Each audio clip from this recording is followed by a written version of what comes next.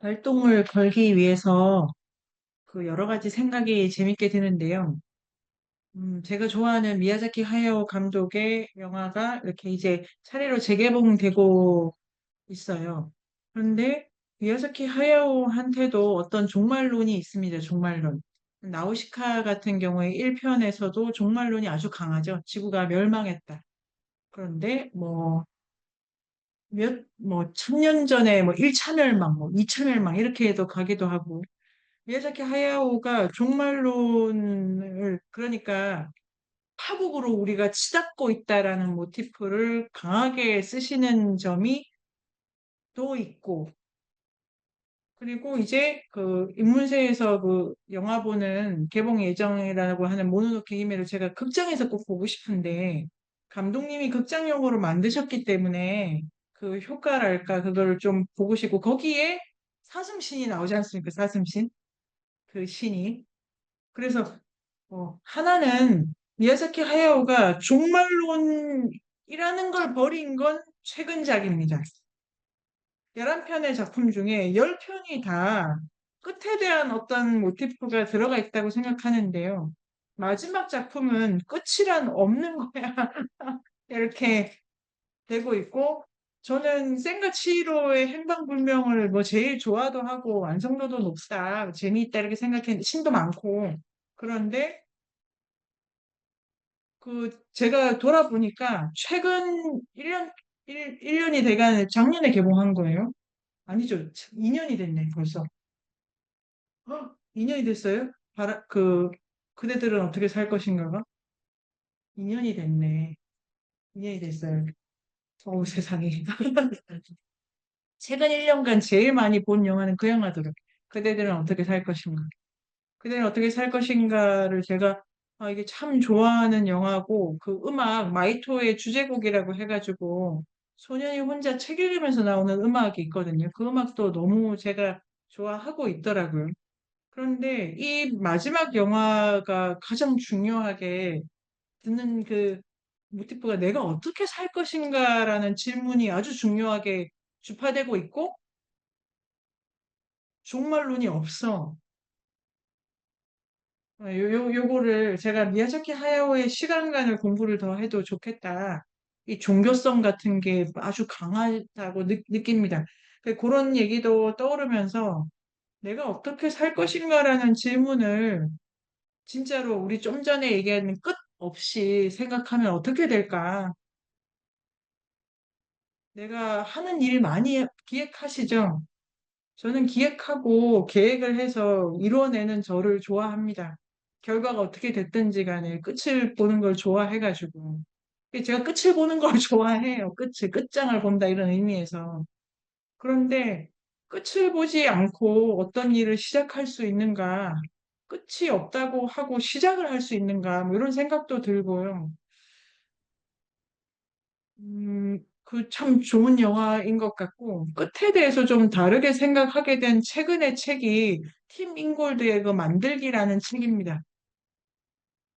끝이 없다는 거는 이런 거야라는 걸 되게 이제 재밌게 보여주는 책이죠.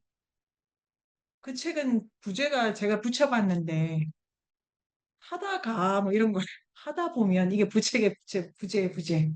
어쩌다가 이게 그 책의 부제예요.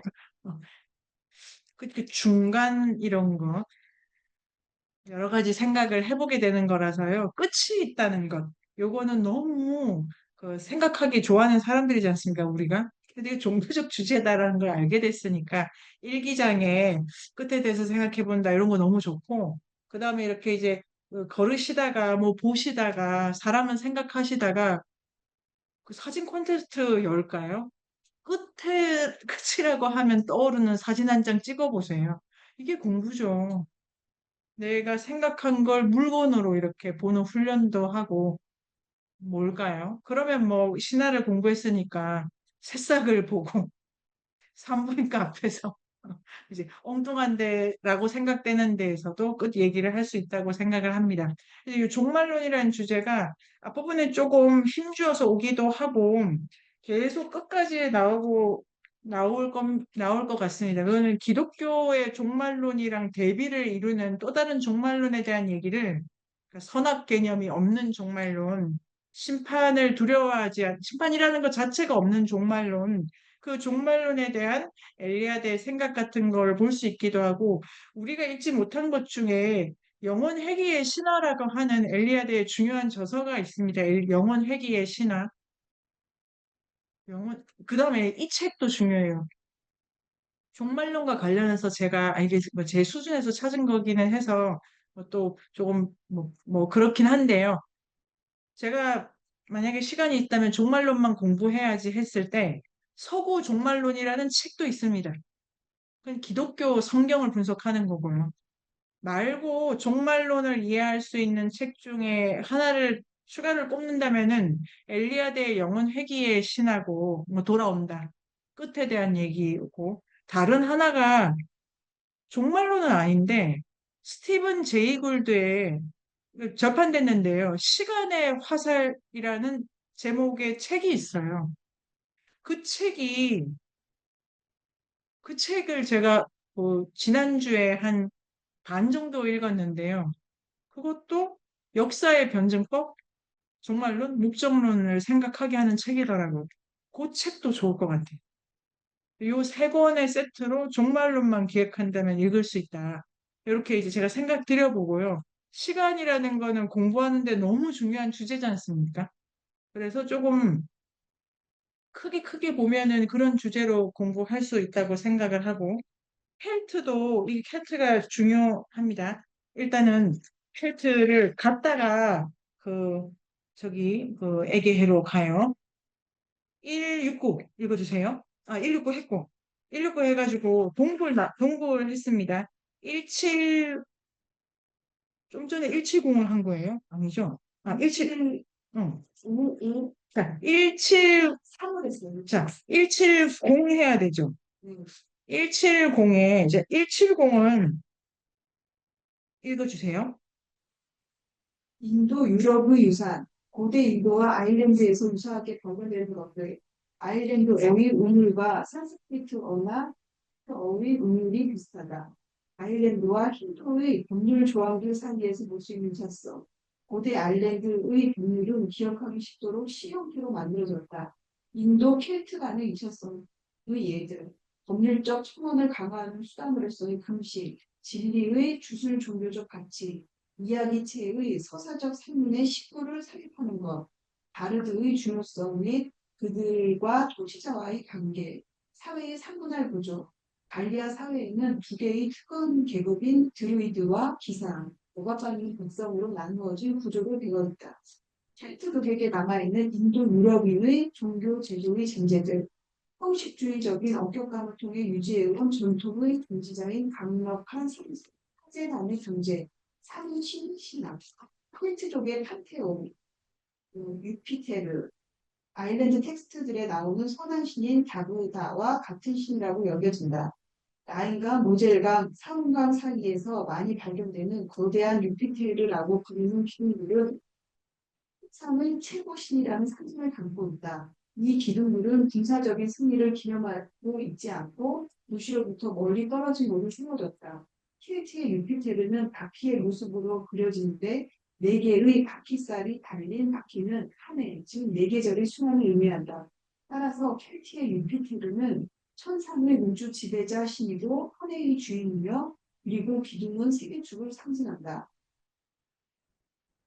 메르크리우스, 섬지역 켈트족의 문두신과 같다고 여겨진다.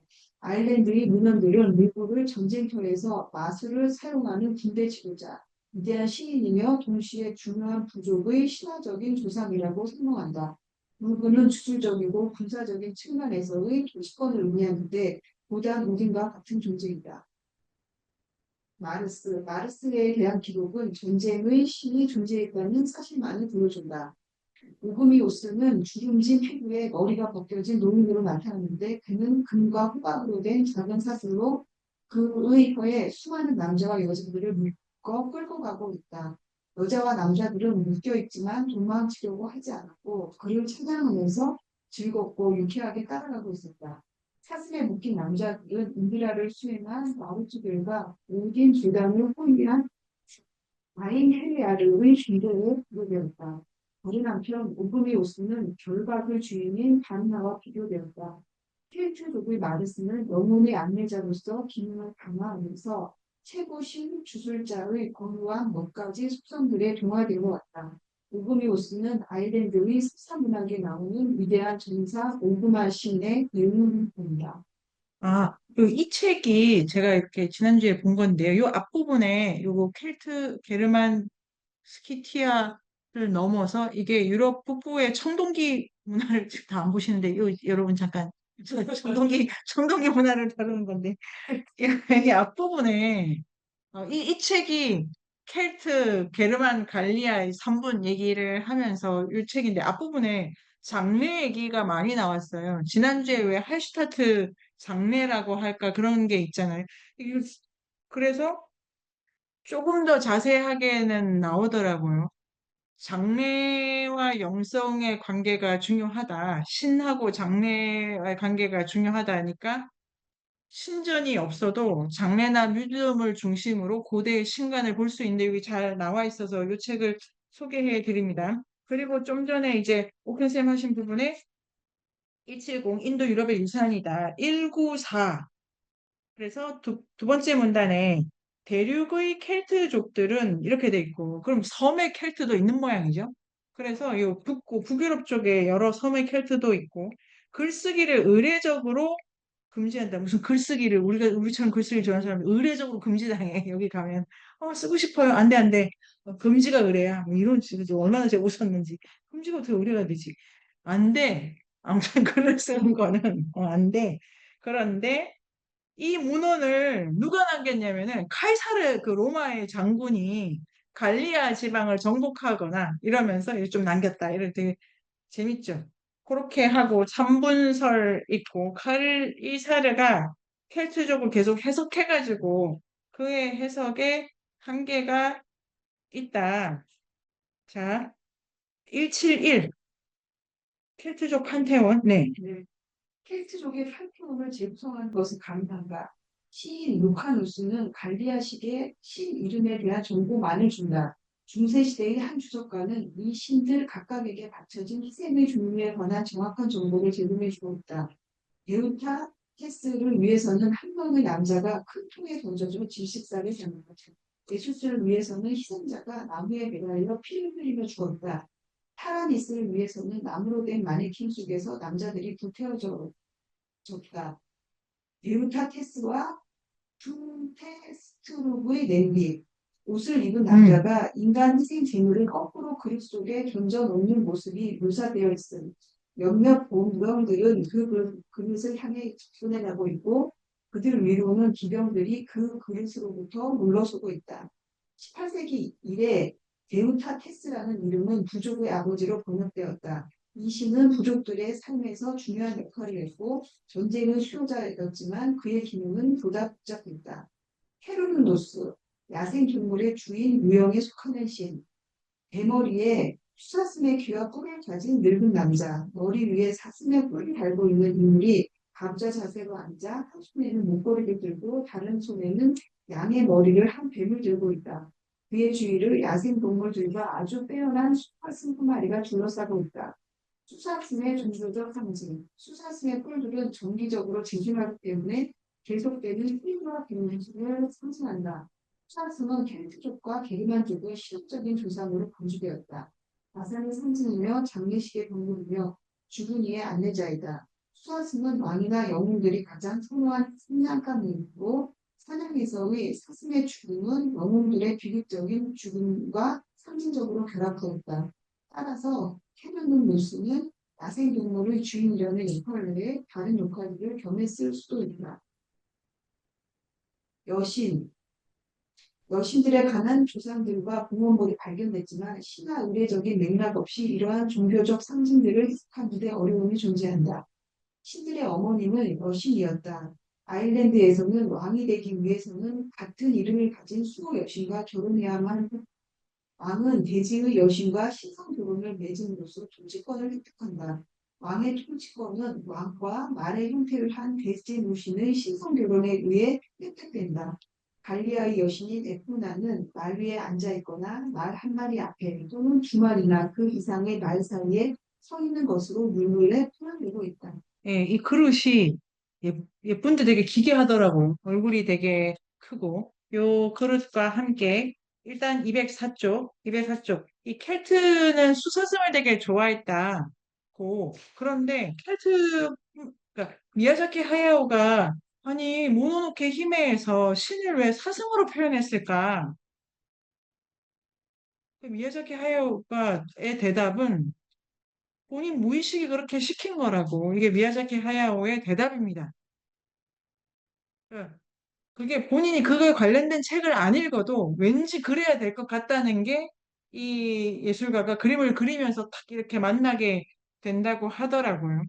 근데 사슴을 그러니까 일반 신화를 쓸 수가 있다. 수렵을 했을 때는. 근데 수렵을 한 이유도 중요하다고 생각할 수 있는데 엘리아데 선생님은 사슴 자체가 신한 신격화할 수 있는데 재생하기 때문에 이렇게 되어 있지 않습니까? 재생. 그러니까 태어나고 또 태어나고. 그래서 신격화되고 신화가 좋아하는 동물들이 태어나고 또 태어나고 이런 애들 많다는 거예요. 그래서 뱀, 허물을 벗고 이러면 그런다. 그런데 사슴하고 뱀에 대해서 레비스트로스는 다른 해석을 할 겁니다. 재생하기 때문이 아니고 아까 말한 그거 있지 않습니까? 상반된 속성 두 개가 한 몸에 구현되기 때문에 그래서 사슴일 경우에는 여기는 그런 해석이 없지만 이게 나무잖아요, 나무. 몸은 동물인데 식물과 동물이 같이 이럴 수도 있습니다. 그래서 사슴 되게 일반적이고 사무라이 투구도 사슴 베이스잖아요. 투구에 뿔다는 거 이것도 사슴에서 온다. 근데 일본도 뭐 이렇게 하면 아마 엘리아드는 전반적으로 같이 볼 거고요. 그 다음에 205쪽에 수사슴으로의 의례적인 변장 이거 있지 않습니까? 그 변장이죠, 변장. 변장을 한다. 이 다른 힘을 내가 접신한다. 이런 것도 생각을 하게 되고 206쪽에 신전 창녀와 신성 결혼하는 이야기 나오지 않습니까? 그래서 왕이 하얀 암말과 성행위를 한다. 이래서 기본적으로 켈트의 고대에는 동물성과 그 결혼을 함으로써 생명의 증식을 도모한다라고 해서 신전의 여사제들과의 관계, 성 이런 문제가 있죠. 이런 문제가 있고 그 다음에 어, 여신들 얘기했고 자 172 드루이들과 그들의 비적 가르침, 브라만들과 같은 경우도 드루이드 쪽은 희생제를 많이 지킵니다. 드루이드들은 1년 중 어느 특정한 시기에 갈대아의 중심으로 간주되는 헬로티스족의 신성한 장소에서 모인다. 켈트족은 먼 역사 시대로부터 세계 중심으로 간주되는 신스러운 장소를 구축해왔다. 드루이드들은 그리스 문자를 사용해서 공적이거나 사적인 셈을 하듯 다른 모든 것들을 기록할 수 있지만 종교적 시포를 기록하는 것은 금지되었다. 그들의 교리가 일반인에게 알려지는 것을 원치 않았으며 기록에 의존함으로써 드루이드 수행자들이 기억을 소홀히 할 위험이 있기 때문에 이러한 관행을 만들었다고 한다. 그들은 사제들이며 동시에 교사들이고 지식인이자 철학자입니다. 드루이드 루프라는 고자 하는 이들은 20년간 스승으로부터 가르침을 받았다. 그들은 별들과 그 움직임, 우주와 지구의 등에도 관심을 보였다. 아우구스투스, 티베리우스, 플라디우스는 자신의 통치기에 드루이드들을 탄압했지만 로마의 압력이 줄어든 3세기의 켈트 종교는 놀라울 정도로 다시 부흥한다. 드루이드들과 그들의 중요한 종교적 구조들은 아일랜드에서 중세시대까지 살아남았다. 그리고 켈트족의 종교적 창조성은 12세기에 시작된 신발 탐색의 영웅 문학에서 새로운 정점을 맞게 된다. 자, 그래서 172의 드루이드교라는 데 이게 사제 집단이기도 하고 그다음에 그들이 가지고 있는 신비로운 지식이기도 하고 그래서 지적인 집단이고 사제 그룹이라고 보이는데 이들이 매우 지적임에도 불구하고 어, 표면적으로 이러이러하다. 그러니까 문자에 대한 거리감 속에 이들의 지식이 신비화된 측면도 엘리아드 선생님이 쓰시면서 이게 사제들이다. 사제, 장소가 중요하다.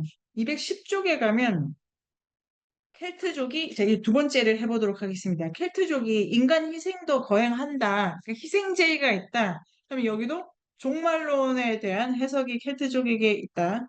근데 희생이 칼로 찌르거나 경련을 일으키고 쓰러지는 모습에 따라 미래를 예언한다 이렇게 돼 있잖아요. 그러니까 특별한 사람을 죽이겠죠. 죽여가지고 그가 칼로 찔러가지고 이것도 특정한 부위를 찌르지 않을까요? 아무데나 에라이 이러기보다 특별한 누군가가 특별한 누군가를 특별하게 찌르면 그가 경련을 일으키는 모습을 보고 미래를 얘기하는데 우리 지난주에 내장전 보고 그랬지 않습니까? 그러니까 우주하고 이 인간하고 그 이제 일치하는 거죠, 일치. 우주의 질서, 시간의 펼쳐짐을 인간의 몸을 해석한다는 게 내장전과 연상정상에서 해석하자면 해석할 수 있다고 제가 생각해 봤고요. 화살로 찌르거나 말뚝으로 찔렀다. 일단 찔러야 되나 봐. 갈라야 되는 게 아니고. 그래서 찌른다. 이 뭐 있다. 이게 다 있겠죠. 그런데 카이레 사일의 기록에 따르면 그 다음이 재밌더라고요. 중병에 걸린 자들이나 전투의 위험을 무릅쓴 자들은 인간 재물을 봉헌하거나 또는 봉헌할 것을 맹세하고 그렇게 하기 위해서 드루이드 사제들에게 도움을 청한다고 말한다. 자, 누가 병에 걸리거나 그 다음에 전쟁에 나갈 사람들이거나 이렇다는 거죠. 그러니까 목숨이 달려 있어. 아니, 자기 목숨 달려 있다고 나의 목숨을 찔러? 이게 이제 일차적인 생각인데, 이게 내가 죽고 사는 일을 우주 질서에 따라서 이해할 수 있다고 생각하는 거지 않습니까?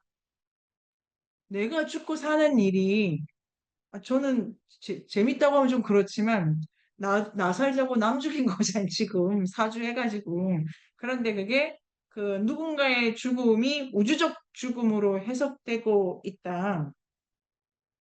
아니, 면 끝이 있다는 게 진짜 어떤 걸까 이런 생각을 제가 잠깐 해봤습니다. 그 다음에 어떤 학자들은 이러한 사실을 켈트족의 야만, 미개, 원시, 그런데 엘리아드가 번번이 강조하는데 인신공양은 정말 많았다. 이게 일반이다. 식인도 허다하고 희생제의는 늘 했던 거라니까. 이렇게 이제 주장하시는 부분에서 엘리아드한테는 야만하고 문명이라는 개념이 없죠. 어느 문명 국가도 근원적인 신화를 같이 쓰고 있는 건데 이런 것도 있고 희생제의 측면에서 그래서 그 밑에서 둘째 줄 이게 이제 퍼져 나가가지고 고대 게르만 켈트 로마 97, 자 피로 얼룩진 이러한 의례가 그것을 거행한 사람들이 지적으로 열등 영적 이런 또 반문하면서 그이 221쪽 둘째 줄 보르네오 은가주 다약족이 머리 사냥꾼들이고 인간 의식을 거행했다. 이 위에 첫째 줄에 이 보르네오 은가주 다약족이 인류학 책에 보면 많이 나오는데요. 이들이 너무 종교적 의례가 복잡하고 철학적으로 너무 고도화되어 있대요.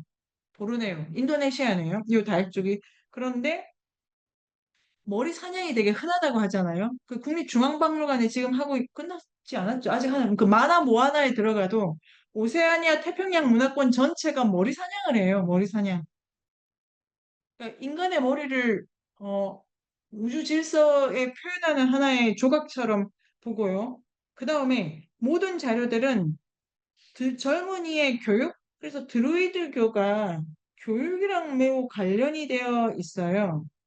그런데 구전적 지식 전수, 그런 다음에 비의적 성격. 그래서 드루이드교는 스승과 제자 사이의 관계가 제일 중요한가 봐요.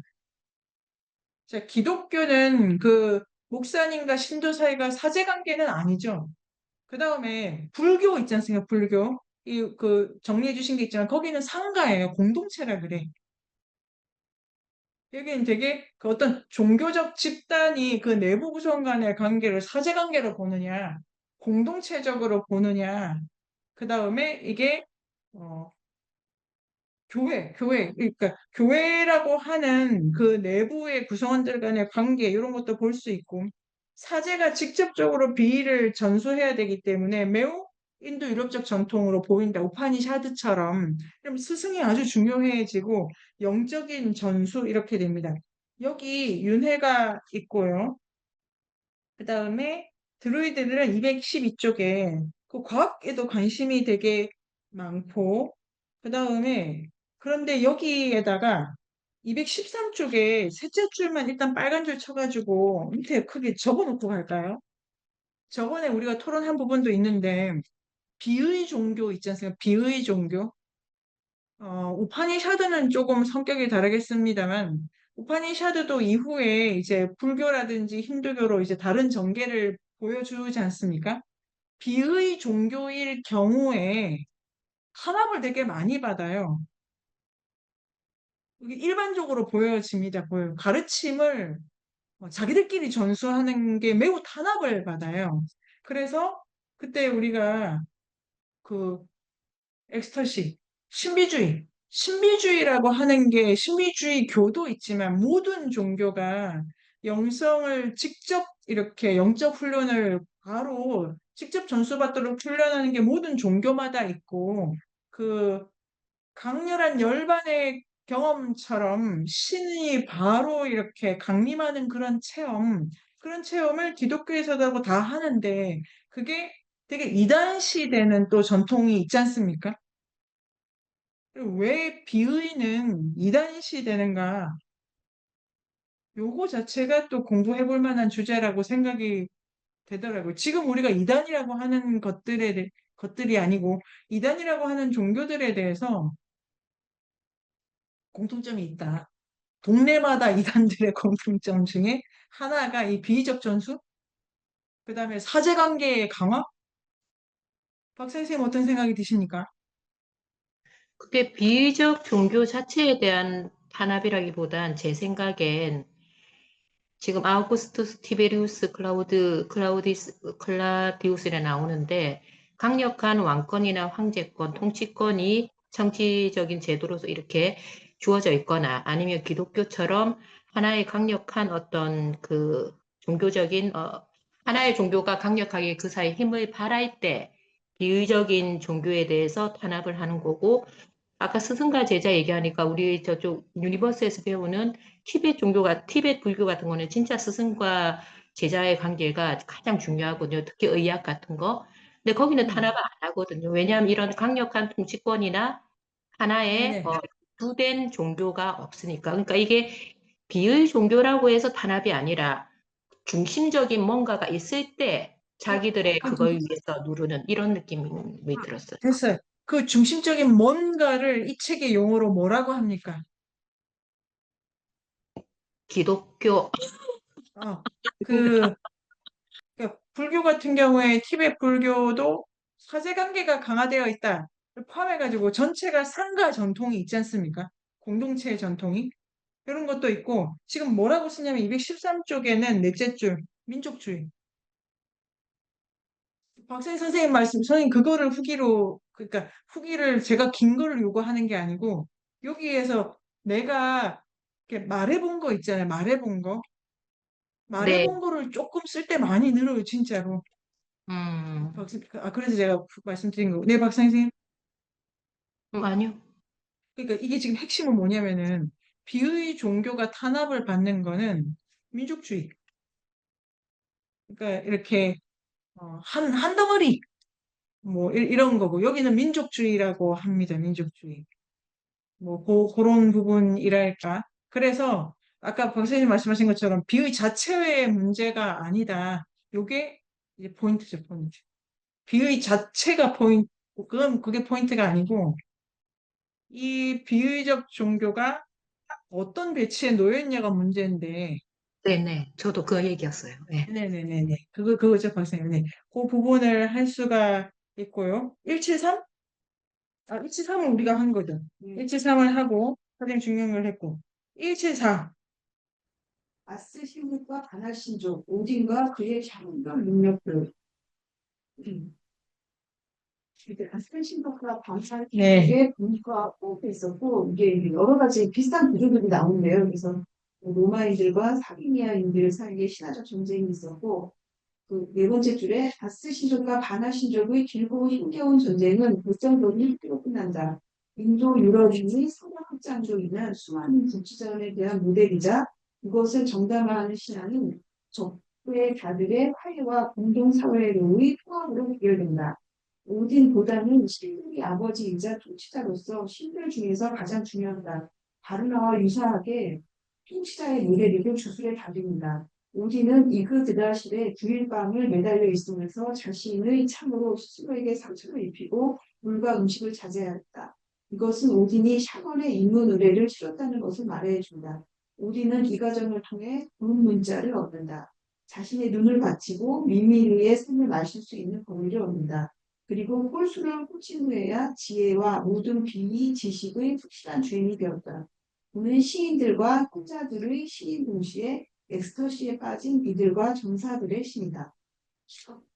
이 저기 221쪽에 둘네 여섯 여덟 그 오딘에게 희생된 희생자들이 나무에 매달렸다. 자신의 창으로 스스로 되게 상처를 입히고 물과 음식을 자제하고 의례적인 죽음을 경험한다. 이런 부분 있지 않습니까? 의례적 죽음을 경험한다.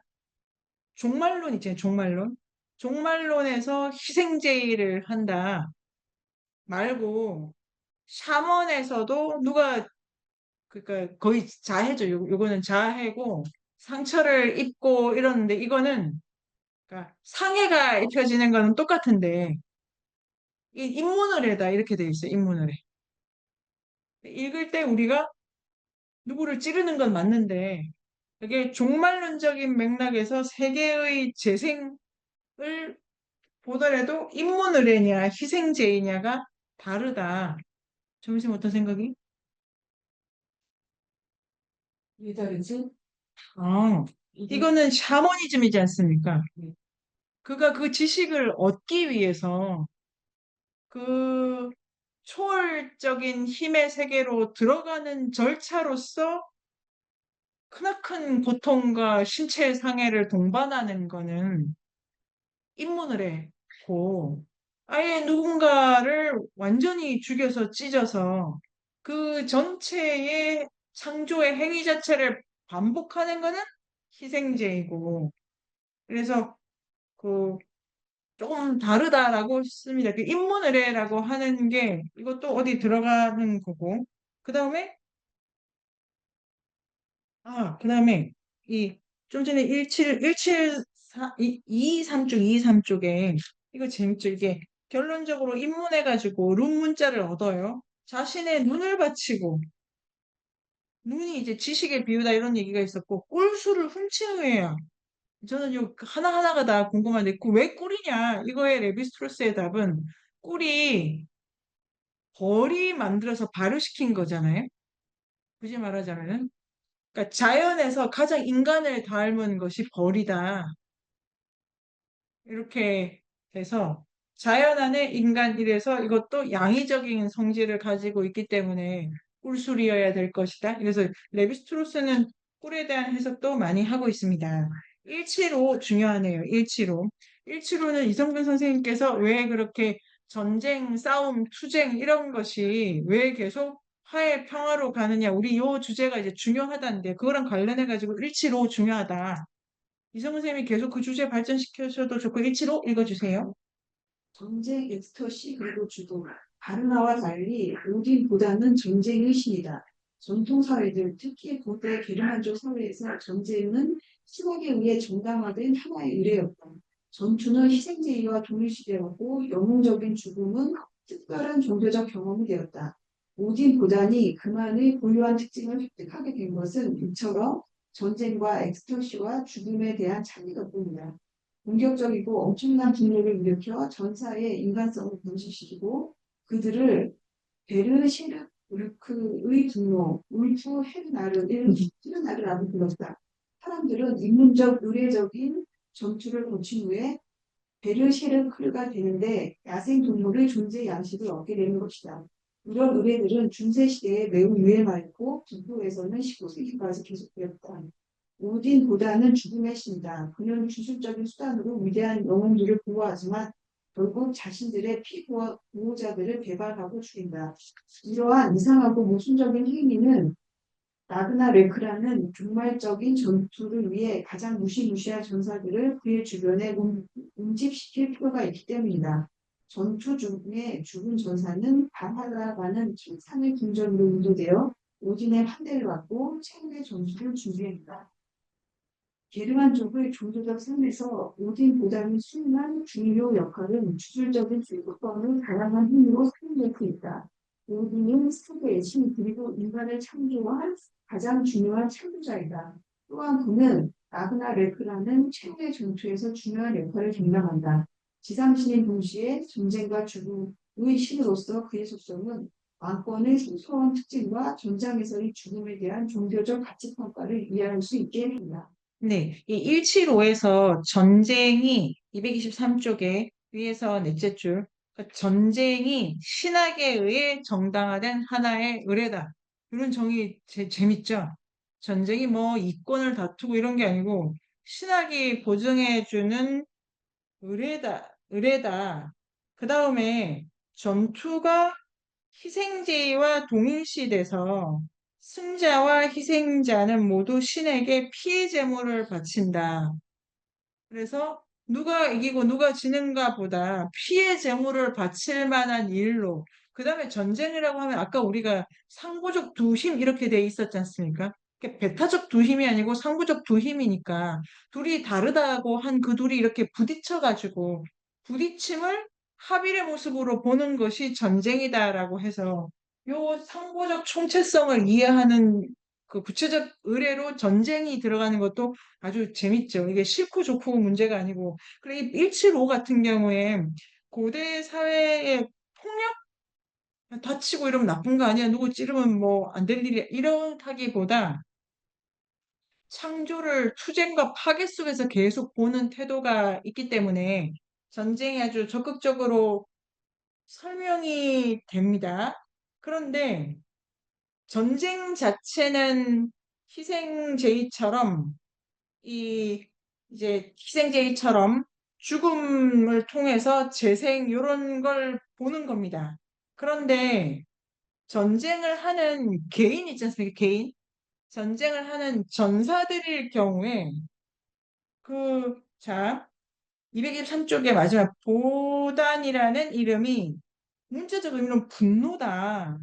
이게 젊은 전사들의 특유한 경험을 또 말해주는 것이라는데 전쟁을 하는 전사들은 공격적이고 엄청난 분노를 갖게 된다는 거예요. 이거 재밌죠? 이거 자체로 재밌죠? 싸울 생각 하나도 없어도 시- 애들 싸우는 거 보면 저 그런 생각이 드는데 일이 점점 불길처럼 번져가지 않습니까? 하다가 감정이 붙고 막 이래가지고 그러면 저런 성격을 가졌나 싶은 게 훅 튀어나온다는 거예요. 이게 전쟁을 하는 전사한테는 그걸 훅 튀어나오게 하는 효과가 있어요. 이거는 우리가 앞에서 어떤 얘기를 재생의 순환 얘기를 한 거랑 조금 별개의 얘기로 다시 다뤄질 수 있는데요. 이 전쟁 체험, 희생제의의 한 형태인 전쟁에 참가한 전사의 그 전투 체험은 그 전사를 육식동물처럼 변하게 해. 이 핵심은 뭐냐면 자기의 성질을 바꾸게 해준다는 거예요. 이거는 재생이랑 다릅니다. 이거는 내가 새로워져 이런 게 아니고 내가 사람인데 공이 되는 거예요. 이런 것이 샤먼적 전통에 있습니다. 그러니까 표면적으로 켈트가 막 싸우고 막 엉망진창으로 피 흘리는 애들인데 매우 의례화되어 있다는 걸 알 수가 있고 의례의 그 희생제의 두 차원을 또 다르게 볼 수 있는데 이러면 이 전쟁을 할 때 뭐 늑대가죽 걸쳐 죽음의 신이야 이런 식으로 내가 자 여기서 제가 생각해 봤는데 요 희생 희생제를 목적으로 한 전쟁의 전사들은 자기를 바꾸고 있잖아요. 이걸 두고 재생이라고 안 해, 안 해. 그냥 내가 다른 존재가 되는 거예요. 내가 확 다른 존재가 돼서 싸우다가 곰으로 죽는 거지. 이기면 사람으로 돌아오겠네요. 이 체험은 여기는 윤회라고 할 게 없잖아요. 굳이 말하자면은 내가 사람이 곰이 되는 거니까 다른 존재가 되는 체험으로서의 경험이 들어간 요거는 박사 선생님 어떤 느낌이 드십니까? 이런 것도 있다. 네. 잘 모르겠습니다. 법에 이런 게 있다. 재밌다. 그 지한 쌤은 어떠십니까? 아, 그냥 계속 켈트족인지 게르만족인지 물론 그걸 꼭 아, 구별할 필요는 없지만 켈트족의 원형이 있다라고 네네. 했었는데 지금 이 얘기는 게르만족의 약간 샤먼적인 전통이 남아있는 어떤 그런 네네. 얘기를 하고 있다. 네. 네네. 맞습니다. 맞고, 주인공들 있지 않습니까? 신화의 주인공들. 주인공들이 여기저기서 출연하고 있습니다. 그런 맥락까지를 추구해가지고. 그 다음에 176. 아스 신조 티룩소르 가르드르 그 전쟁의 신이자 법률의 신 포로 보나르 그의 이름은 천령을 의미하는데 그의 무기는 천령 번개의 신화적 이미지로 우요리르라는 망치였다. 빨간 수염과 놀랄만한 시름을 가진 토류는 아스 신족과 그들의 주거지의 수호자였다. 그의 주적은 요르문간이라는 우주의 빈이다. 그의 전쟁 신으로서의 기능은 오딘에 의해 대체되었고 추수를 보장하고 악마들로부터 마을을 보호해서 농부들 사이에 인기가 있습니다. 발드르는 정결함과 고상함 그리고 비극적인 운명으로 인해 신들 가운데 가장 힘들 뿐이다. 오딘과 프리그의 여신의 아들인 발드르는 로키의 계략에 의해 장님 호들과 동진 겨우살이 단지에 의해 죽는다. 죽어서 바랄라가 아닌 흉의 영역으로 간 발드르는 다시 한번 마녀로 변신한 로키에 의해 해서 살아나지 못한다. 그러나 로키는 라그나레크의 순간 세상의 종말이 닥치기 전날 밤에 자신을 휴방시키는 데 성공한다. 발드르가 세계의 드라마 속에서 주물성을 드러내는 것은 자신의 죽음을 통해서입니다. 네. 그렇게 해가지고 중간에 이 겨우살이 신화 있지 않습니까? 신화. 요거는 이제 많이 완전한 선이 없는 세계의 겨우살이 요 얘기를 재밌게 하고요. 그 다음에 177. 바나신조, 루키, 세계 종말, 니오르드, 프레이르, 프레이야. 니오드르는 자신이 르르와 결혼했고 그녀에게서 쌍둥이인 프레이르와 프레이야를 얻었다. 프레이르의 이미지는 남는 모양이고 그의 의식은 무수한 오르지적 행위의 인간 희생과 관련되어 있다. 프레이야는 바스 신족에게 세이드리라는 종복 기술을 처음으로 가르친 바나 신족의 여사제였다고 한다. 로키는 수백개 갖고 애매모호하십니다.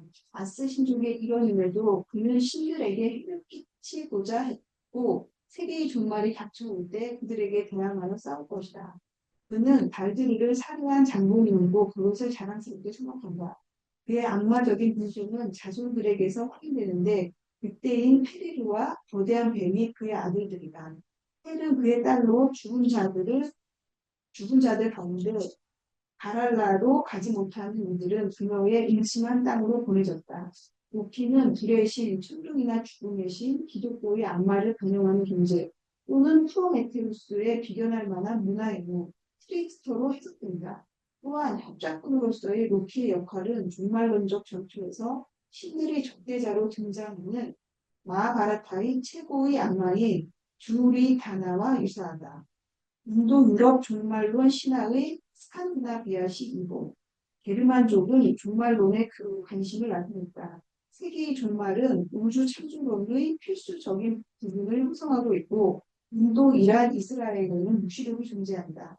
하지만 종말론의 스칸디나비아식 이론에는 이그드라실 기의 이유가 그려진다. 이그드라실 기의 이유로 크고 아름답고 비슷한 새로운 땅이 모든 소품으로부터 정화되어 솟아오른다. 죽은 신들의 아들들이 아스가르드로 돌아올 것이다. 발드르와 호들은 영계에서 나와 패할 것이다. 그리고 이그드라실의 보호를 받는 한 쌍의 인간이 새로운 인류의 시초가 될 것이다. 게르만족 종교에 대한 종합. 게르만족 종교는 유럽에서 가장 복잡하고 독창적인 종교 중 하나이다. 가장 눈에 띄는 점은 게르만족의 종교적 창조성이 기독교로 개종했다고 해서 무력해지지 않았다는 것이다. 라그나레크에서 가장 인상 깊은 장면 중의 하나가 보스의 동십자가에 새겨져 있다. 게르만족의 종교적 창조는 기독교와의 공존 혹은 대립의 결과로 중세 초기부터 만개했다. 네, 우리 아까 했던 거 178? 네. 트라키아인 역사의 위대한 문명인 트라키아 민족은 드니 에스테르, 카르파티아 스페니스고 발칸 지역 살이 수많은 넓은 지역에서 일어났다. BC 5세기 크리스토토스는 트라키아인들이 인도의 다음으로 가장 숫자가 많은 민족이라고 말했다. 그러나 정치사에서 그들의 역할은 미약했다. 알렉산드로 대왕은 BC 335년경 게타의 다키아족을 정복했고 다키아의 트라키아인들은 AD 107년에 로마의 숙주로 편입되었다. 켈트족처럼 트라키아인과 게타의 다키아족의 사제들과 부르자들은 기록을 경계했다. 그들의 신학과 의례들에 대한 극히 일부분의 정보는 그리스와 라틴 저자들의 해석을 거쳐 우리에게 전해질 것이다. 헤로도토스에 따르면 트라키아인들은 아레스, 디오니소스, 아르테미스를 숭배했다. 그러나 그들의 왕들은 헤르메스를 경배했고 자신들이 그의 후손이라고 믿었다. 특히 트라키아인들은 그들의 군사적인 덕목과 죽음 앞에서의 초연함으로 유명했다. 따라서 아레스 유형의 신은 그들의 판테온에서 최고의 신으로 받아들였습니다. 트라키아의 디오니소스 의례는 일시적인 신성화와 관련된 것이다. 이러한 엑스터시스 체험은 신탁의 재능인 미래에 대한 예언을 가능하게 했다. 베세스라는 부족은 디오니소스의 신탁을 통수했다. 신정은 높은 산 위에 있었으며 예언자들은 델포 위의 피티안처럼 엑스터시 속에서 미래를 예언했다. 이러한 의뢰는 신성화로 인해 순수하게 영적인 상승도가 가능함을 보여준다. 일부 트라키아 부족의 불사에 대한 믿음과 몸에서 분리된 영혼의 행복에 대한 확신은 죽음에 대한 병적인 열망과 존재에 대한 폭파소라로 귀결된다. 그들은 죽음을 향한 갈망을 가지고 있었고 죽는 것은 아름답다고 생각했다. 네. 여기 제 240쪽에 240쪽에 보면은 이 엑스터시 체험에 대해서 나옵니다. 이 엑스터시 체험에 대해서 240쪽의 두 번째 문단에 엑스터시 체험들이 있었는데 이 트라키아인들과 여러 사람들이 이 엑스터시 체험은 영혼이 자율적일 뿐만 아니라 신과 신비적 합의를 이룰 수 있다. 그러니까 영육의 분리 포함해서 영혼 자체가 자율적으로 움직이고 돌아다닐 수 있다. 그러나 엑스터시의 결과 몸에서 영혼이 분리되는 것은 한편으로는 인간의 근본적 이원성, 그러니까 그 영혼론 자체는 인간을 이원적으로 파악한다는 거, 다른 한편으로는 신성화로 인해 순수하게 영적인 사후 존재가 가능함을 보여준다. 몸으로 빠져나가면 신성해지고 그 신성한 것으로 사후와 순수한 영적 상태를 볼 수 있다. 그래서 이 이원론이 그러니까 영육의 분리 있지 않습니까? 영육의 분리. 영육이 나눠졌다도 중요한데 그럼 둘 중에 뭐가 더 가치 평가되고 있는 것인지로부터 죽음관과 생사관을 해석할 수 있는데 여기에 엑스터시 체험에서는 영혼의 신성화, 그다음에 이런 점을 보고 있다. 그런데 자, 애매하고 불확실한 그 고대적 믿음들이 점차 변형이 된다. 바로 이것이 그 고대적 믿음이고 윤회와 영혼의 불멸에 대한 다양한 관념들도 변모한다. 그래서 이런 엑스터시 체험 안에는 그 스펙트럼이 되게 다양하면서도 영혼과 불멸이 여러 가지 차원으로 이제 해석되어 가는 거를 보여줍니다. 그리고 디오니소스적인 것이 꼭 성적인 문제만 다루는 것이 아니다. 다양한 금욕주의를 통해서 기도를 통해서도 할 수 있다. 라고 하고 다음 장을 예고하는 이사일의 오르페우스 얘기도 잠깐 나오고요. 179. 잘못시스와 불사와 헤로도토스는 부타의 계기 트라키아인들 가운데 가장 용감하고 법을 가장 잘 준수하는 자라고 말한다. 그들은 자신이 죽지 않으며 다만 죽은 자는 신적 존재인 잘못시스와 게델레이지스에게 간다고 그랬다. 잘못시스는 피타고라스의 노예였을 것이다. 자유를 얻은 뒤 고향으로 돌아오는 가난하고 부진한 트라키아인들이 문명하십니다. 그는 자신을 비롯한 누구나 죽어서 불사할 수 있는 장소로 가게 될 것이라고 말하였다. 그는 지하에 부처를 만들어 3년간 살다가 4년 후에 트라키아인들에게 나타나고 그리하여 트라키아인들은 잘못시스를 믿게 되었다. 트라키아인들에 대한 헤로도토스의 정보는 불사를 믿는 것이 아니라 불사와 하는 것을 의미할 수도 있기 때문에 잘못시스에 의해 시작된 유래는 비밀 유래일 수도 있다. 잘못시스에게만 특징적으로 나타나는 유래는 사람마다 전령을 뽑아 잘못시스에게 메시지를 전하는 희생제를 하는 것이다. 그의 의뢰의 특징적인 논조들이 다음과 같다. 안드레이아와 의례적인 만찬, 지하의 근처에서의 음중과 사는 후의 혼연, 영혼의 불면, 저승에서 행복한 존재가 되는 것.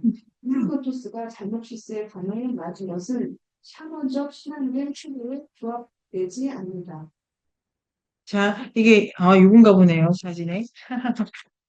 잘목지스 있지 않습니까? 잘목지스. 잘목지스는 가장 핵심적인 게 245쪽에 있는 불사가 아니고 불사화랑 관련 있는 인물이다. 그러니까 원래는 노예다. 그런데 신격으로 갈 정도로 노예에서 출발해서 신이 갔다. 그러니까 일본을 생각하면은 신이 피가 튀든 자기가 만들든 인간을 만들었잖아요. 근데 여기는 그냥 평범한 것도 아니고 노예인데 불사, 신의 단계로 간다. 가기 전에 어떤 일도 중요하고 잘목시스가 이 불사와 관련해 가지고 저승의 이미지를 막 만들잖아요. 저승 죽어서 그래서 죽는 일에 대한 해석도 같이 하면서 이 잘목시스한테 가는 일, 불사되는 일. 그래서 요 부분은 끝에 대한 다른 해석이죠. 그러니까 죽어서 가는 곳에 대한 또 독창적인 상상력이 많이 만들어진다. 요거 자체가 죽음을 부정한다기보다는 죽음에 대한 생각을 많이 하고 있다는 점에서 독특하게 볼 수 있다고 생각을 해봅니다. 오르페우스교도 죽음에 대한 생각을 많이 하죠. 적극적으로 하고 저승을 묘사하기도 하지 않습니까? 거기는 뭐 이렇게 생겼고 저렇게 생겼고 그리고 여기서 나오죠. 죽어가는 곳에 대한 생각을 되게 많이 해. 죽어가는 곳 거기는 볼거리가 많은데 이런 얘기도 하잖아요. 천국은 지루하고 이런 방식으로 죽음 자체를 특별히 계속 생각하는 것에서도 끝에 대한 이제 앞에서 우리가 얘기했던 거랑 다른 방식의 끝에 대한 어떤 생각을 하고 있다. 이렇게 갈 수 있어서 불사화 한다는 것, 그 하는 과정이 중요하고 그 다음에 이거 잘못해서 만나러 가려고 창 끝에 몸이 관통된다. 이것도 놀라셨죠? 근데 요 동네가 자꾸 찌르고 꽤. 그래서 그런 독특함을 볼 수가 있고. 자, 44. 오르페우스를, 자, 180. 갈 때까지 또 조금 가고. 우리 박 선생님이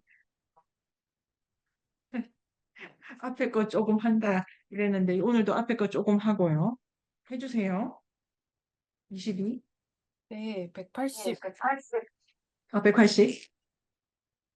오르페우스 신화, 수금 연주자와 인문을의 창시자, 그리스 문헌과 도상 자료 속 오르페우스는 BC 6세기의 유명한 수금 연주자, 선율이 아름다운 노래들의 아버지, 자연 전체를 매혹시키는 자, 손에 수금을 들고 배를 타고 있는 모습, BC 5세기 새와 야생동물들과 트라키아의 제자들에 둘러싸여 있는 모습, 광란의 마이나데스들에게 찢기는 모습, 명계에서 신들과 함께 있는 모습, 에우리디케를 데리러 지하세계로 내려감, 뒤돌아보았기 때문에 실패, 호메로스 이전에 트라키아에 살았다는 기록, 아폴론의 제자, 디오니소스의 질투, 강에 던져진 머리의 노래, 복구된 머리의 신탁, 고대적 요소는 샤머니즘, 치료자, 음악가, 야생동물과의 관계, 지하세계로의 하강, 엑스터시 체험, 머리 신탁, 지하세계로의 하강, 카타바시스는 인문의례와 연결, 오르페우스는 인문의례와 비의, 비밀 종교 의식의 창시자, 올림푸스 종교와의 관계, 디오니소스와 아폴론.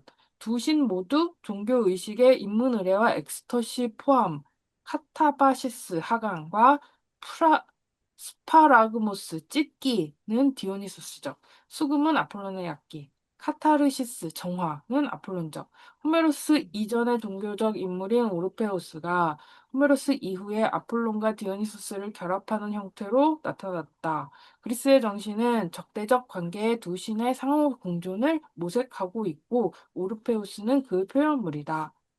아, 좋네요. 이 마지막 그 유쌤이 정리해 주신 대로 이전에 오르페우스, 이후에 결합해가지고 오르페우스는 특히 아폴론과 결합을 하게 되는 방식으로 수금 연주자다.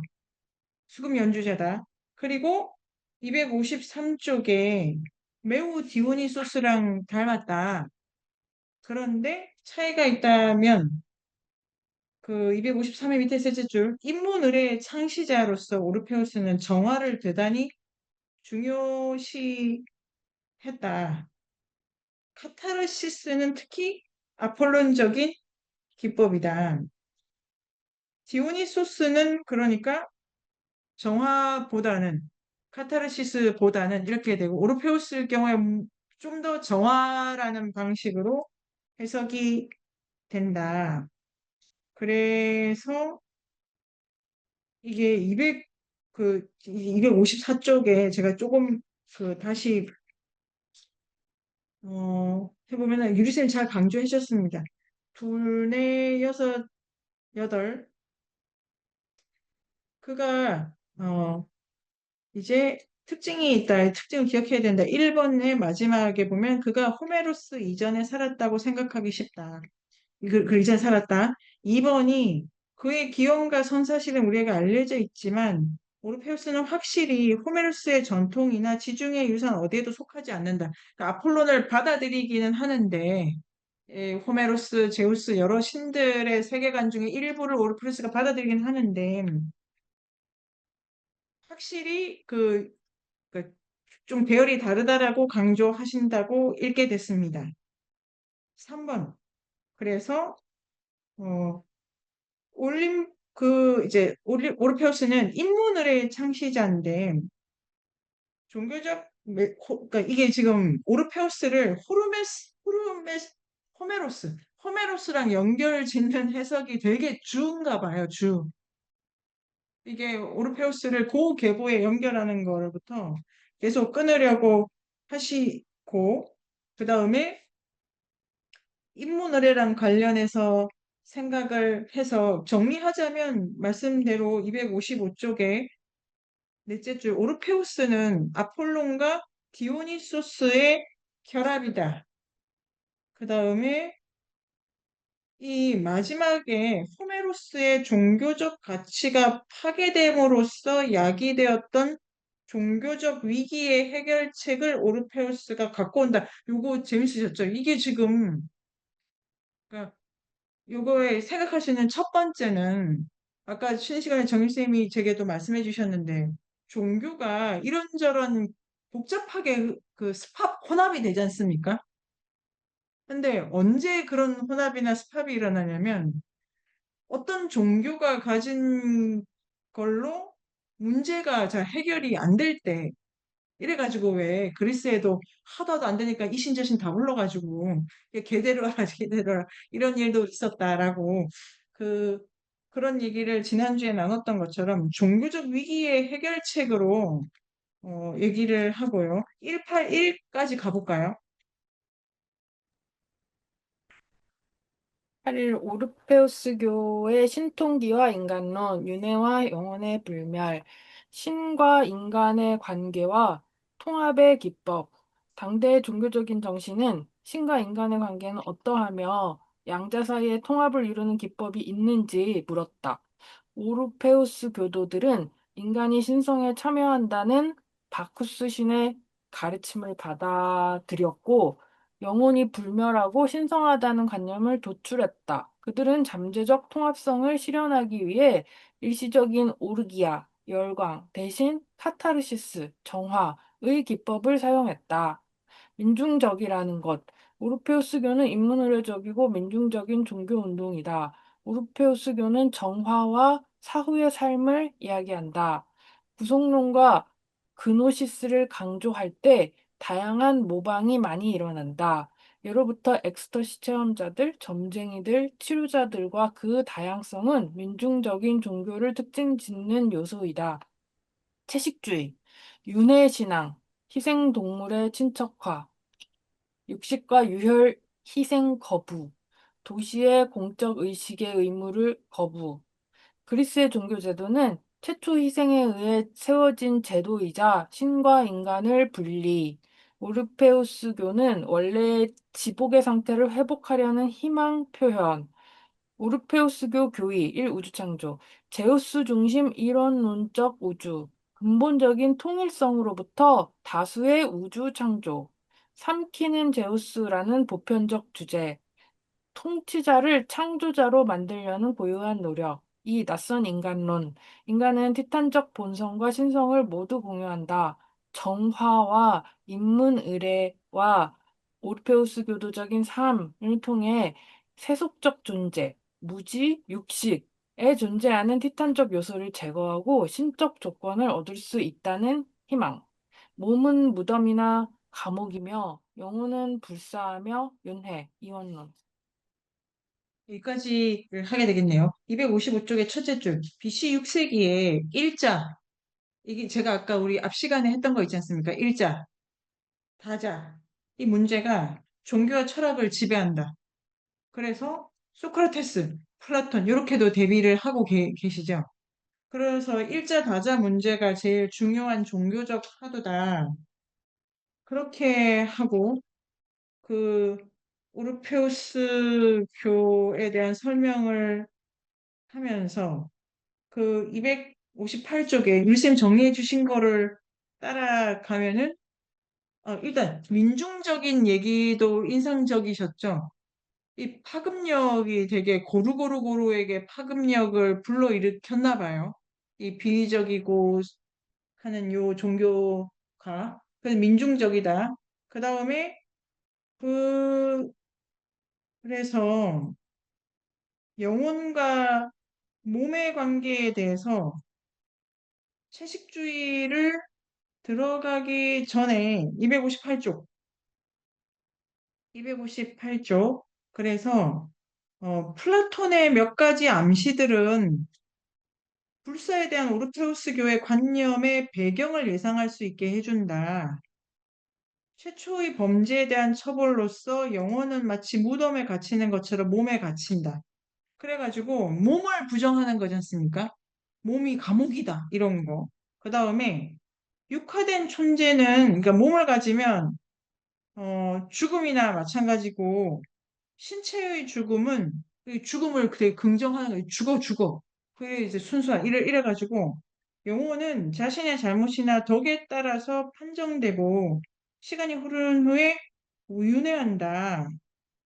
유파니샤드 이후에 인도에서처럼 여기에서도 최후의 구원을 얻을 때까지 유기하는데 그 우파니샤드랑은 직접 비교는 여기까지 하고 여기는 강한 육체 부정론이 있지 않습니까? 육체를 부정한다. 그다음에 죽음을 전면적으로 어, 이제 긍정한다. 그래서 영혼이 신체보다 우월하죠. 내년에 화요일에 인문세에서 공부할 인류학은 몸의 인류학입니다. 몸의. 실제로 그 준비를 해보고 있는데요.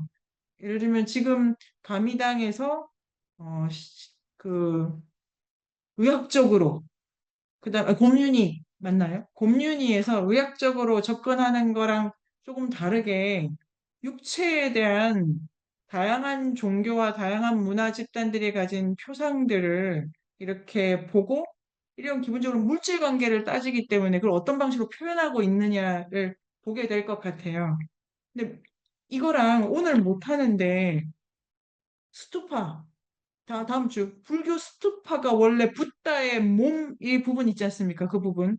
그 다음에 범신, 화신, 응신 이렇게 하는 신체 개념 있잖아요. 이런 거 포함해가지고 몸 개념을 보는 공부를 하면 재밌을 것 같아요. 그게 화요일로 제가 만약에 지금 짜고 있기 때문에 읽고 싶은 책이 있으시다면 아니, 읽으면 좋다고 추천을 받고 있습니다에 요 258쪽. 영육의 분리라는 거는 몸에 대한 관념과 태도랑 관련이 있고 그 생사관과 관련이 있다. 요거 하나 있고 그 다음에 258쪽에 채식주의, 이 채식주의가 인력적으로 문제가 됩니다. 이 채식을 했기 때문에 공동체랑 안 맞아가지고 또 구박받잖아요.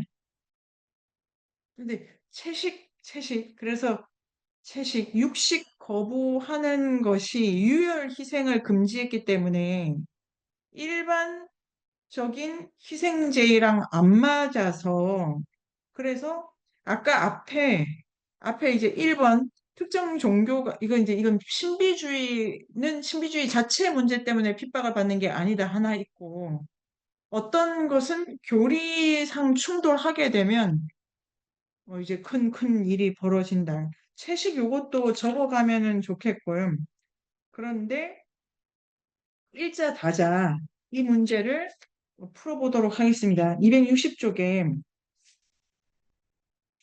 호메로스와 엘리우스의 종말론과 대조를 찾으셨죠? 260쪽 뒤에 둘째 줄. 호메로스와 엘레우시스의 종말론과 대조를 이루고 있는 오르페우스교의 종말론. 그래서 앞에 이제 종말론 또 왕 얘기했는데 여기도 종말론 두 개로 나눠 생각하자인 것 같아요. 호메로스의 종말론과 오르페우스교의 종말론으로 나눈다. 요 관점에서 요 관점에서 호메로스는 누가 주인공이냐면은 제우스가 주인공이죠. 그래서 이 그다음 문단 둘, 넷, 여섯. 제우스는 타네스와 모든 창조물을 삼켜버리고 새로운 세계를 만들어낸다. 제우스가 신을 막 삼킨다. 그 다음에 헤시오도스는 아테나의 기적 같은 출생이 있기 전에 아테나가 이제 올림푸스 그 제우스 머리에서 나오나요? 이게 있기 전에 올림푸스의 신이 자신의 아내 메티스를 삼켜버렸다고 말한다. 그러나 오르페우스 교의 신통기에서는 그 의미가 보다 정교하다. 여기에서 우리는 우주를 통치하는 신을 그가 지배하고 있는 세계의 창조자로 만들려는 노력을 볼 수 있다. 뿐만 아니라 이 에피소드는 근본적인 통일성으로부터 다수의 우주가 만들어졌다는 철학적인 사유를 반영하고 있다. 개작되었음에도 불구하고 그 신화는 지금도 고대적인 구조를 가지고 있다. 이것과 이집트인이나 페니키아인의 우주 창조론에 지닌 유사성이 적절하게 강조되어 왔다. 여기서 자, 유리쌤 제가 읽은 걸 말씀드려 보겠습니다. 호메로스와 오디세우스 교의 종말론이 다르다. 다르다. 그런데 제우스 그래가지고 그러나 있지 않습니까? 그러나 밑에서 둘의 여덟째 주 그러나를 기준으로 두 신화가 다르다는 얘기를 한다고 제가 읽어보게 됐습니다. 제우스가 신들을 막 삼켜 먹어 이런 게 오르페우스 교에서 조금 더 정교하게 해석이 되는 모양인데요. 앞에 제가 지금 이 선생님들께 제 독해를 말씀드려 보는 건데 앞부분에 제우스가 에로스를 삼켰잖아요. 유리쌤, 그래서 제가 두 덩어리로 나눠봤습니다. 앞부분에는 제우스가 그 에로스를 섬겼어요.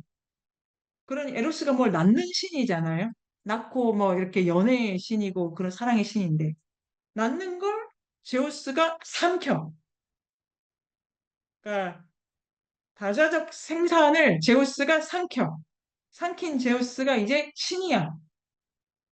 순서인데 제우스가 먼저 있는 게 아니고 에로스가 먼저 있는 거를 제우스가 삼켜. 어, 이거랑 이 오르페우스교는 통일된 하나에서 다자가 나온다라는 방식으로 해석을 다르게 하게 된다.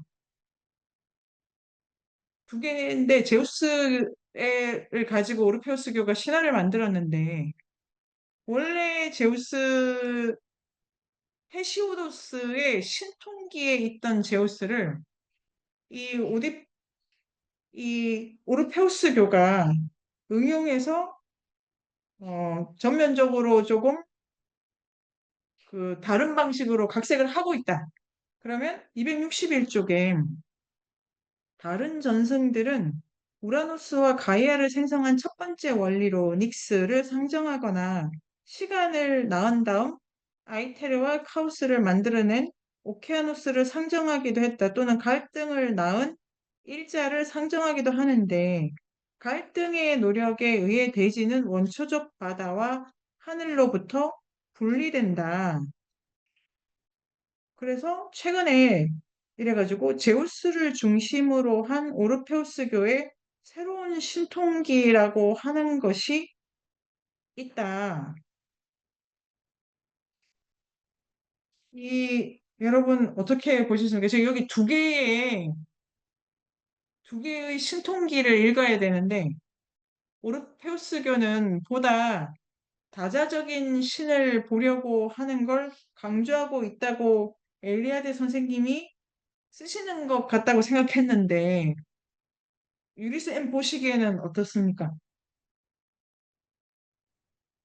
어, 그 오르페우스교의 신통기는 제우스를 중심으로 한 제우스 가족 뭐 이런 식의 만신전이 아니고 네네, 네, 제우스가 다 삼킴으로써 이 자기 안에 어쨌든 총체성을 더 확보해가는 네네네, 그런 신통기 같았어요.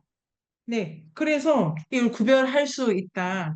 오르페우스교의 제우스랑 원래 호메로스 전통의 제우스가 다르다. 정신 어떻게 생각되십니까? 음, 여기는 부각을 시키고 있다, 오르페우스교가.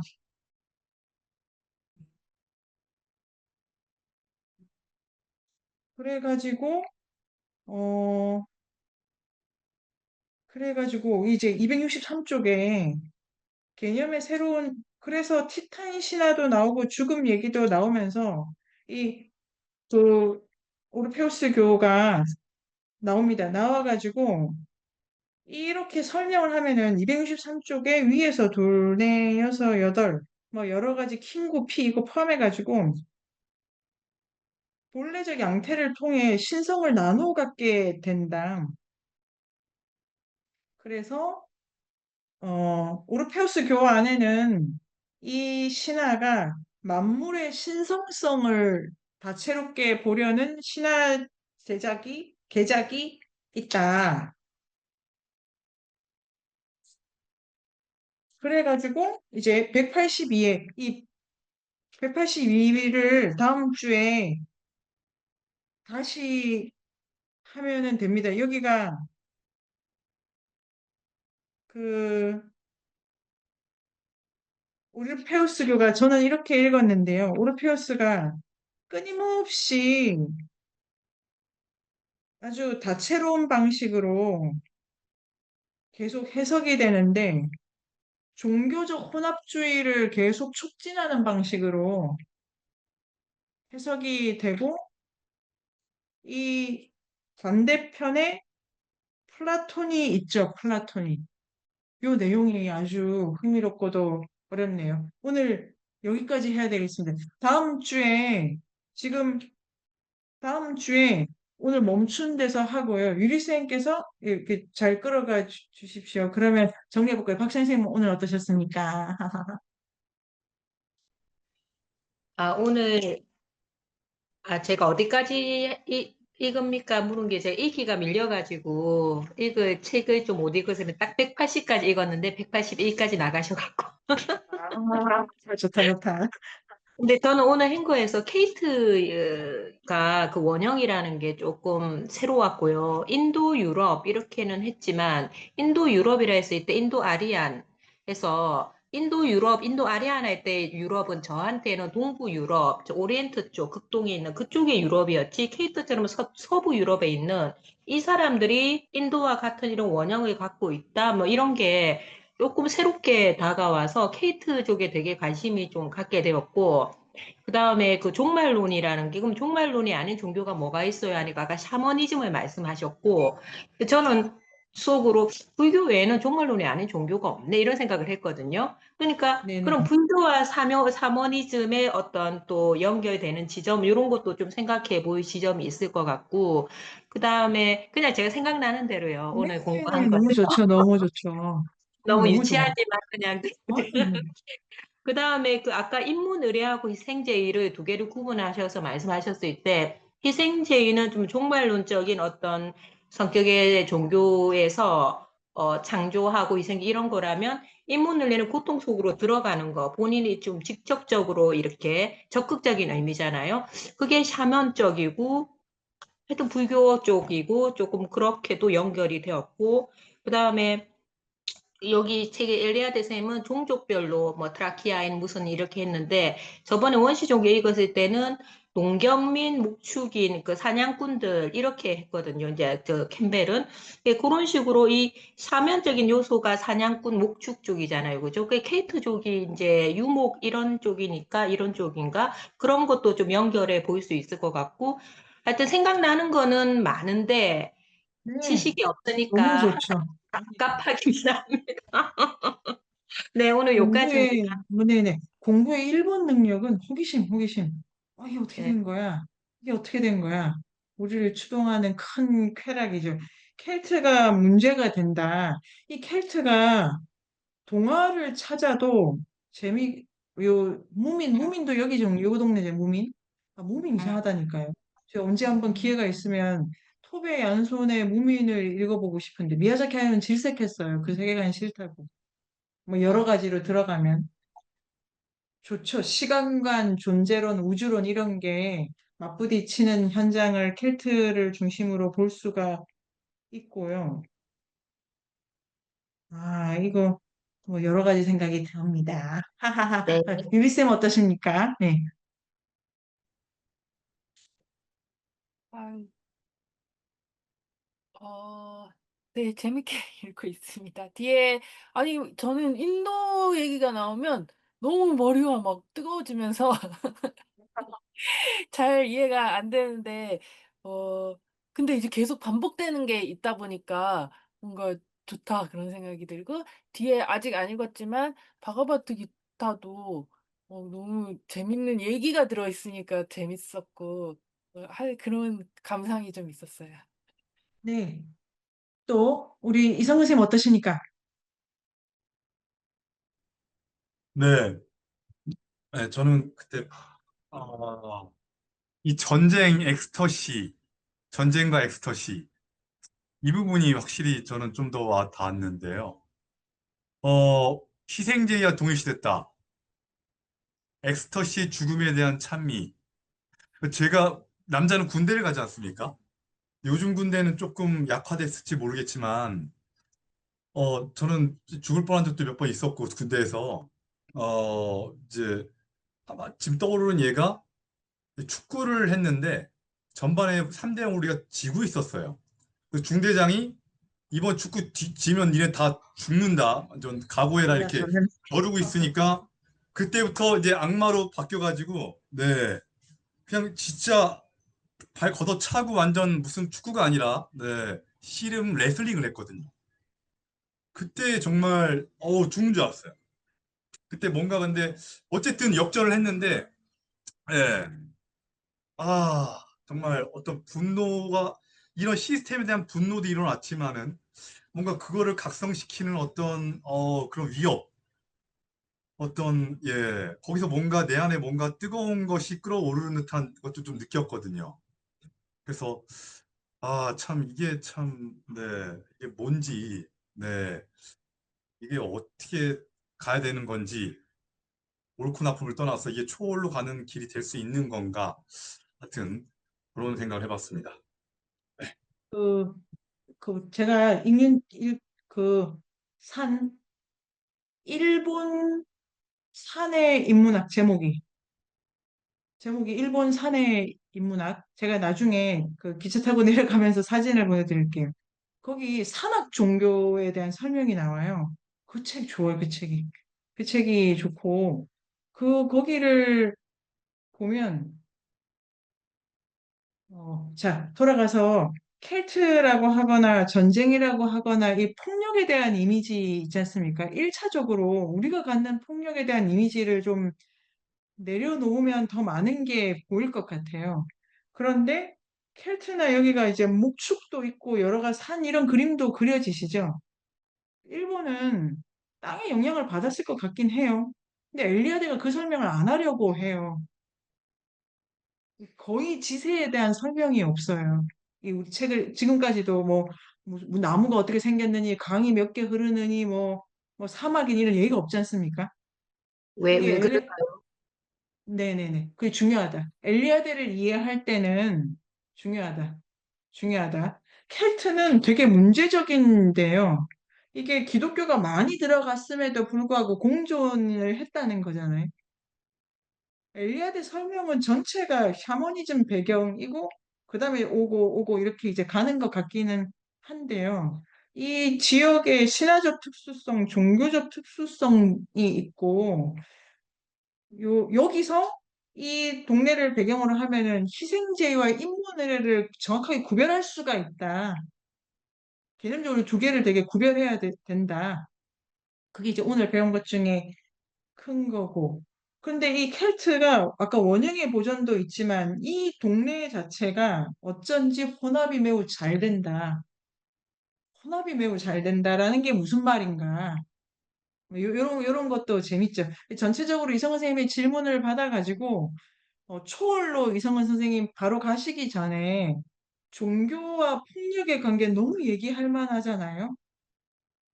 그러니까 둘이 싸운다 이걸 떠나가지고 종교가 갖는 폭력의 이미지, 그다음에 신체의 이미지, 요거를 이성우님 조금 더 크게 가지시면 좋겠다 생각을 해보고 그 산악 종교 그 책에 딱 처음에 보면 슈겐도가 나와, 슈겐도가. 그게 그리고 그 아까 이성 선생님 말씀드린 그 제가 그 일본 답사 종교 답사 갔을 때 저번에 제 입문세에서 갔을 때 5월에 어떤 선생님을 뵀는데 그냥 제일 조선인이어가지고 뭐 여러 가지 구박받고 핍박받았는데 너무 영성이 없다는 지적을 받아가지고 이렇게 이제 영적 훈련을 맞죠? 영적 훈련을 하러 이거저거 다 해본 어느 날 깨달음이 왔대요. 그게 너무 궁금하잖아요. 깨달았다니까. 그래서 우리가 여쭤봐요. 뭘 깨달았어요? 내가 동물이라는 것을. 그게 저는 되게 충격이었어요. 그게 되게 충격이고, 종교적 깨달음에 가진 제 생각, 진리와 선에 대한 이런 막 빛이 반짝반짝하는 광배 이미지만 생각했는데 그게 아니고, 내가 동물이다. 그게 저 너무 그게 충격적이고, 그런데 인문을에 있지 않습니까? 인문을에. 여기서 갖는 그 영성은 고차원이라고 설명하네요. 아까 동물에 대한 이미지를 되게 강조하는 거니까 요거 좋은 것 같아요. 요런 거 영성에 대한 다른 이미지 아주 좋다 이상은 선생님. 근데 폭력이라는 주제를 좀 더 전방위적으로 가져가시면 좋겠고 오늘 점심 어떠셨습니까? 저는 그 삼복성 얘기한 거 되게 좋았고, 네. 선악 개념을 이렇게 해석되는 게 되게 좋았던 것 같아요. 아, 그런데 그러면 중간밖에 없는 건, 그러니까 처음과 시작과 끝이 있는 게 종교성인데, 네. 저는 중간만 있는 종교성은 뭐냐고? 있는 아, 주, 샤먼인가? 네네. 음, 네. 요거 되게 재밌는 주제여서 내년에 샤머니즘을 할까 싶어요. 문명 종교는 딴 데서도 많이 하니까. 뭐, 그런데 이게 공식이 있어요, 공식이. 그게 들레즈가 말한 N-1의 공식이죠. N개의 다수성을 확보하는 운동으로서 빼기 1, 늘 척도를 덜어내는 조직화와 운동화. 그래서 내재성의 철학의 공식이 N-1인데 어떤 종교가 자기 중심을 계속 덜어내는 방식으로 생각을 그게 뭐 여기 되게 중요한 모티프고 요게 저는 불교를 모르니까요. 불교다라고 지금 말씀드릴 수는 없지만 이렇다. 그리고 샤머니즘은 기본적으로 우주적 관계를 통찰할 것을 요청하기 때문에 사자가 최고야 이렇게는 생각 못하도록 하고 곰이 최고야 인간이 최고 이런 생각을 안 하는 방식으로서의 하나가 입문을 입문을 해. 내가 완전히 내가 갖고 있는 질서를 다 내려놓는 경험을 해야 된다. 뭐 이럴 수도 있고요. 그래서 문제는 즐겁네요. 하고 오편 쌤 어떠십니까? 선생님이 오늘 뭐 컷에 대해서 말씀하신 게 제일 인상적이었고요. 아무튼 뭐 시작, 끝, 어, 끝 이후 이런 거에 대해서 그냥 아무도 생각을 안 해보는 것 같아요. 네. 좀 개인적으로 좀 생각을 해보고 싶다 너무 좋은 생각이었거든요. 글감에 글을 쓰자요. 그리고 샤머니즘에도 나름의 그 종말론이나 뭐 죽음에 대한 생각이 있을 것 같은데 없다. 없어요. 지금은 그렇게 말해야 돼요. 샤머니즘엔 종말론이 못 들어와요. 아예 못 들어와. 끝이 없기 때문에 거기는 정말로 끝이 어 저게 다시 종말론을 쓰려면은 영혼 개념 같은 게 있어야 돼요. 이게 제가 요까지만 해볼게요. 요까지 제가 그러니까 내가 오선민인데 오선민 인간, 오선민 곰, 오선민 개구리 이래서 다음까지 이어질 나에 대한 요거 있지 않습니까? 다음까지 내가 몸을 바꿔도 다음으로 간다. 죽고 나서도 내 뭔가가 저편으로 간다고 하는 것이 종말론의 전체 세트 안에 강하게 들어가 있어서 윤회 이런 거 있지 않습니까? 근데 샤머니즘은 내가 없어요, 내가. 내가 곰이 됐다가 못 돌아오면 끝이에요. 그러니까 내가 완전히 아까 우리 읽었던 그 조금 부분 있지 않습니까?